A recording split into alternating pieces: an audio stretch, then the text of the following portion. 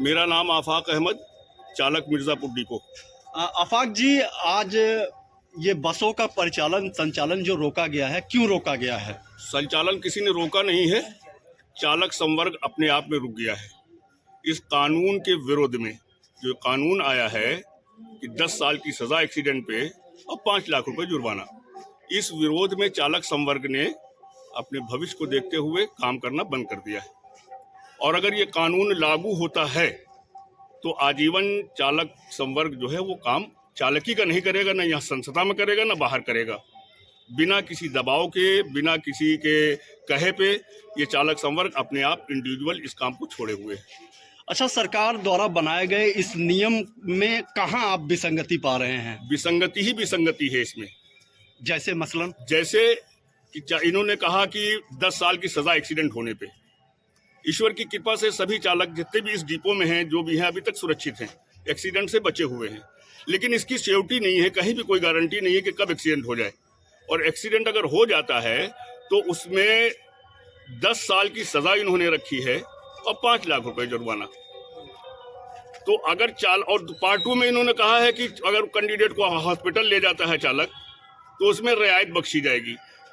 तो हम ना उसको ले जाते हैं जब भी हम नहीं सुरक्षित हैं, जो पब्लिक मार डालेगी चालक को। हमने पूरी लाइफ में अब तक देखा है, जिस चालक ने सिंपैथी दिखाई है वो चालक मरा पाया गया, जिसका एक्सीडेंट हुआ वो बच जाता है, लेकिन जिससे एक्सीडेंट हुआ वो मर जाता है। और इसीलिए चालक संवर्ग लेके गाड़ी भागता है या गाड़ी छोड़ के भागता है, तो उसका जीवन सुरक्षित रहता है। लेकिन उसके ऊपर इन्होंने लाद दिया अब 10 साल की सजा, तो जीवन उसका जेल में मर जाएगा, खत्म हो जाएगा वो।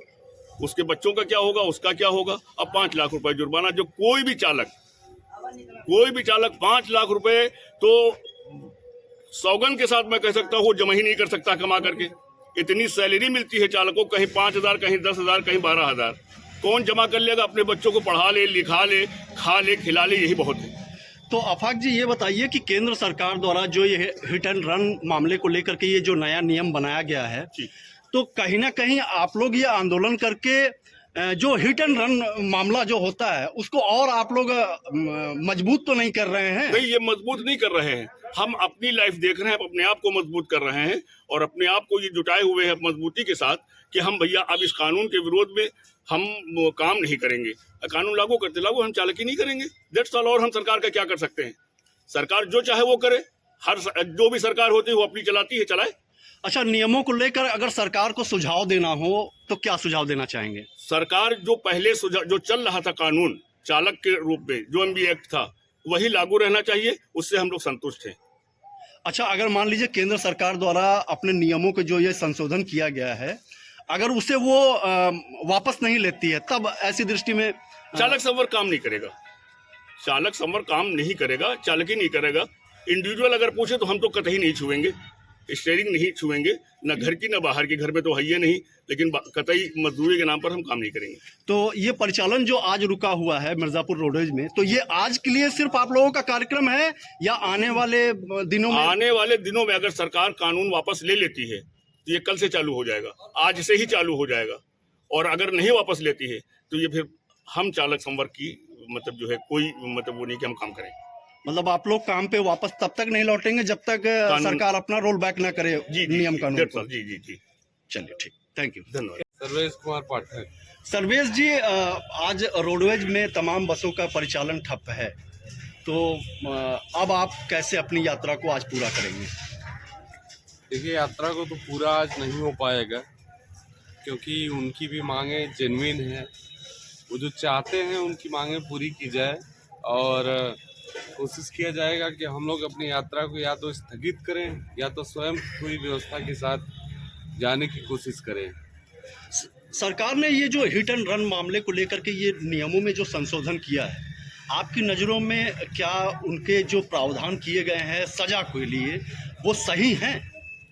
नहीं, बहुत हद तक देखा जाए तो सही नहीं है क्योंकि वो जो यहाँ पे चालक हैं उनके लिए कहीं ना कहीं से उनमें व्यवधान स्थापित की जा रही है। सरकार को अपने कुछ नियम और कानून को बदलाव लाने की पूरी ज़रूरत है और उसको बदलने की कोशिश करें क्योंकि हमारे जो बंधु हैं, भाई हैं और इन सब का जो भी इस आज के स्ट्राइक का मामला है वो कहीं ना कहीं से जायज़, उसको लीगल तरीके से सरकार जो है उस पर गौर करे। क्या सुझाव देना चाहेंगे? अब सुझाव मेरी तरफ से यही है कि उनकी मांगों को पूरा करें और कोशिश करें कि उन नियम में थोड़े से बदलाव करें, जैसे उनके समय और वेतन, इन सारी चीज़ों की मांगों को पूरा करें। जी, थैंक यू। लक्ष्मी शंकर जी कहाँ के रहने वाले हैं? मांडा के। तो रोडवेज का परिचालन आज ठप है, अब आप कैसे जाएंगे? अब किसी न किसी साधन द्वारा जाना है। अच्छा, हमारे लिए परेशानी दिखाई दे रही है। कितनी परेशानियां उठानी पड़ेगी आज के दिन, जबकि आज पहला हाँ, जब तक तारीख है तब तक तो हमको परेशानी ही आ रही है। ये परेशानी के लिए आप लोग इसके लिए समाधान करना चाहिए। सरकार को क्या सुझाव देना चाहेंगे इस नियम को लेकर, जिसको लेकर के आज ये चालकों द्वारा आंदोलन किया जा रहा है? चालकों द्वारा सुझाव यही होना चाहिए कि हमको परेशानी दूर किया जाए, वही सरकार हमारी है। ठीक, थैंक यू।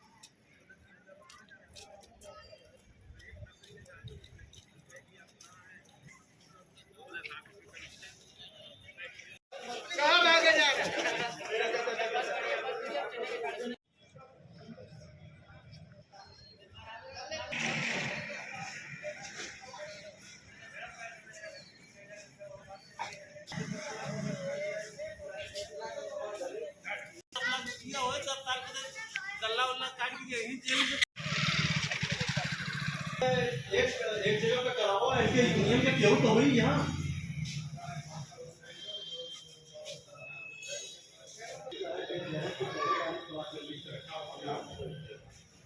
बहुत हवा तो लगे देरी। पहले एक्सीडेंट होता था नासिक उसिक में तो पूरा लाइन एम्बुलेंस के नाम पे समझ लिया महीने में पूरा आंदोलन कहीं नहीं जा रहे।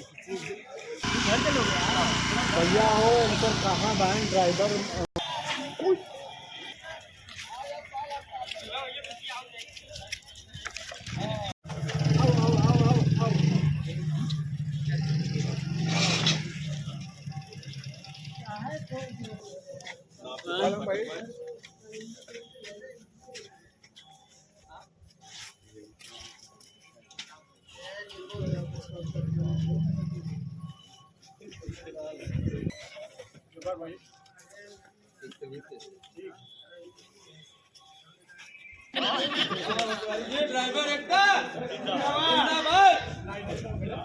बनाइए, विजुअली सब बना लीजिए।